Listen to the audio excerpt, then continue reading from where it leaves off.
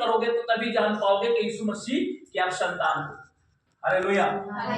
मेरे प्रियो, कहने से कुछ नहीं होता कि मैं यीशु से प्रेम करता हूँ। यीशु मसीह बोलेगा मेरे को तो पूरी दुनिया प्रेम करता है, क्या मैं सबको अंदर घुसाऊं? हालेलुया। प्रेम करने वाले के पास नियम और कानून और कायदा है। हालेलुया। मेरे प्रियो, सदरक मेशक अबेदनगो ने इस बात को चुनाव किया कि उन्होंने परमेश्वर के प्रेम को चुनाव किया, परमेश्वर के वचन को चुनाव किया, परमेश्वर की आज्ञाओं को चुनाव किया, परमेश्वर के मरते दम तक परमेश्वर के आशीष को ग्रहण करने के लिए यहाँ तक वो आग के भट्टी में जाने के बाद भी वो परमेश्वर का चुनाव किया। क्या नहीं किया? हालेलुया।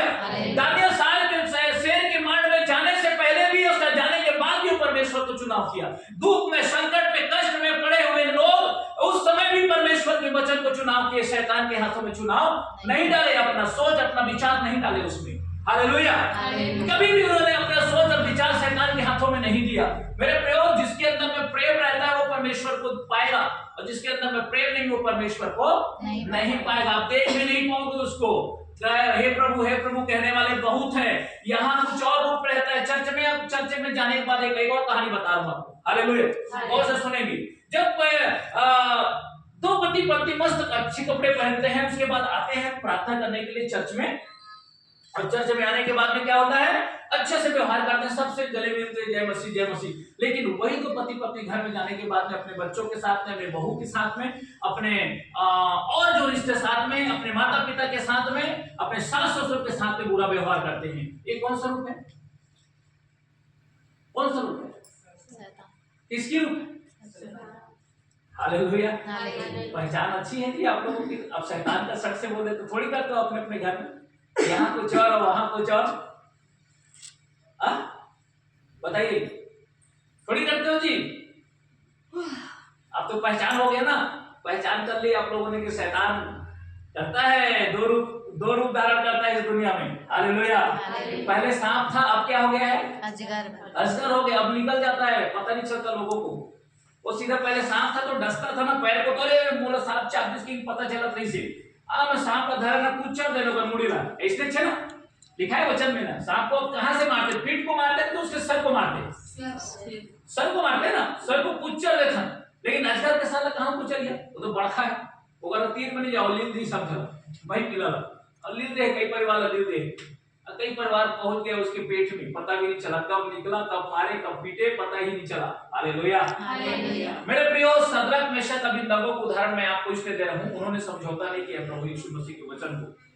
दानियल को उदाहरण मैं इसलिए दे रहा हूं कि वो परमेश्वर के वचन के साथ कोई समझौता नहीं किया। गुलामी में था, परेशानी में थे, गुलामी में थे। हालेलुया। दुख में थे, कष्ट में थे, फिर भी राजाओं को बात को नहीं माने, परमेश्वर के वचन को माने।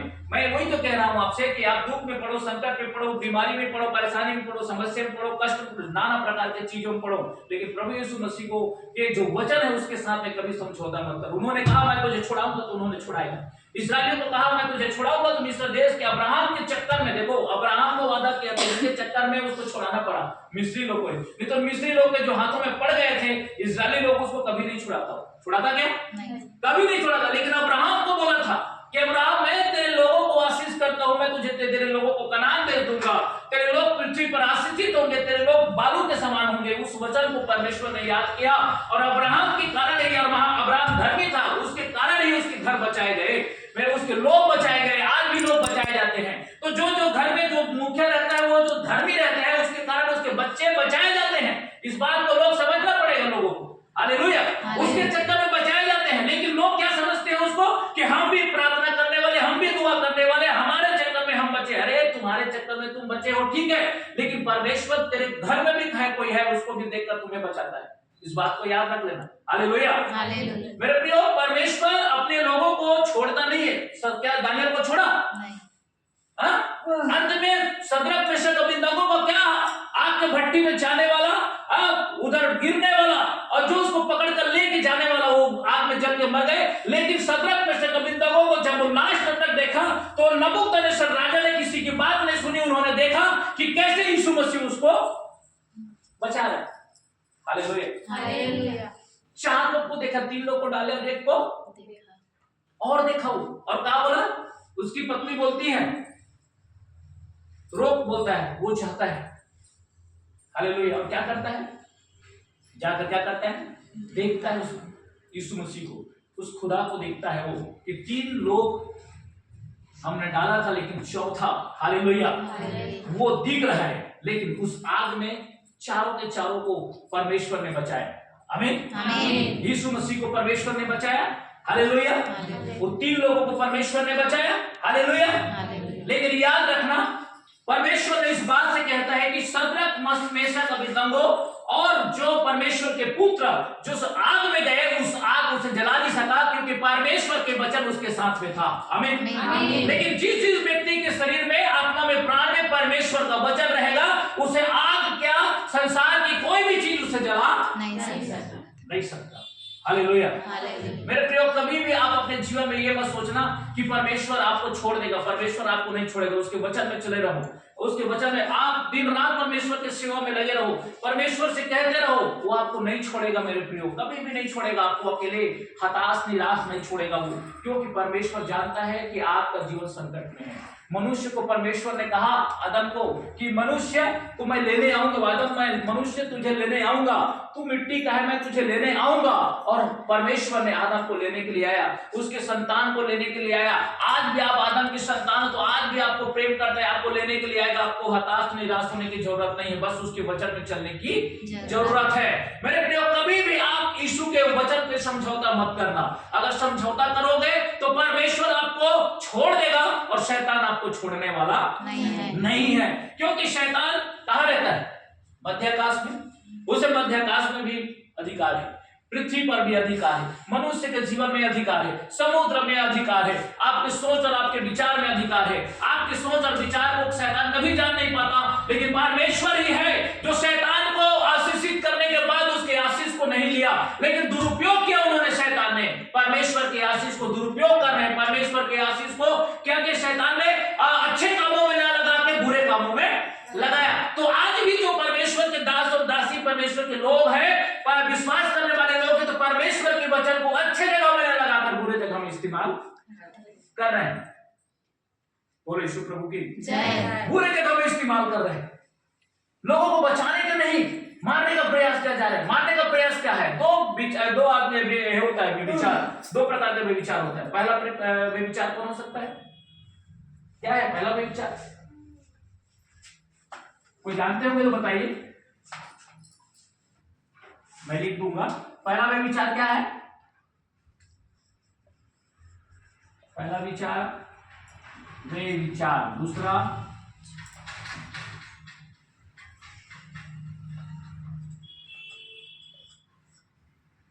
ये शारीरिक है, शारीरिक, यह आदमी की है। 2 है ना आपके पास? 2 है ना? 2 है ना? कितने शरीर और आत्मा दोनों है ना? प्राण तो आपके साथ में है, लहू प्राण है। जैसे यीशु मसीह ने अपने लहू बहाया, वही तो आपका प्राण है। आपके ब्लड को एक तरफ से मैं खींच लूं मशीन से, तो क्या बचोगे? बताइए, प्राण तो वही है ना? प्राण क्या है? लहू तो है। इसलिए शैतान लहू में काम करता है, ब्लड में काम करता है, आपके प्राण को लेने के लिए। हालेलुया। तो पहला व्यभिचार, शारीरिक के साथ में जो व्यभिचार करते हैं उसको क्या कहते हैं? व्यभिचारी, गलत संबंध। ठीक है, ठीक है, संबंध, गलत संबंध। ठीक है। दूसरा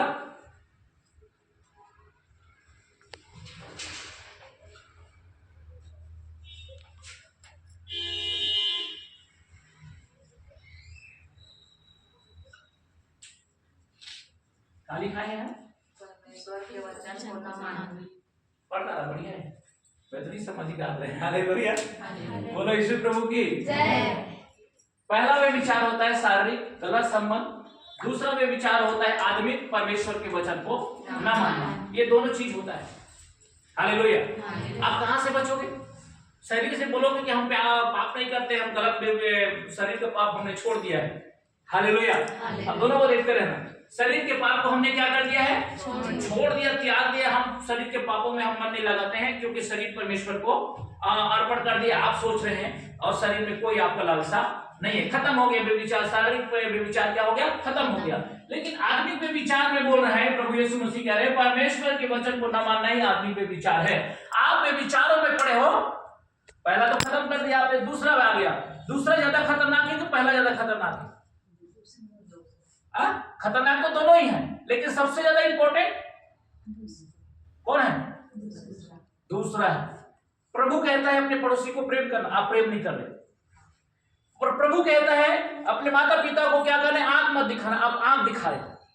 प्रभु कहता है अपने पति को प्रेम करना है, अपने पत्नी को प्रेम करना है, आप उसे प्रेम नहीं कर पा रहे। प्रभु कहता है हालेलुया तुझे गरीबों की मदद करना है, आप उसे गरीबों की मदद नहीं कर पा रहे हैं। प्रभु कह रहे बीमारों को चंगा है, बीमारों को क्या करना, देखभाल करना है, उसे आप नहीं कर पा रहे हो। जो भ्रष्ट हुए हैं उसे आप समझा नहीं पा रहे हो।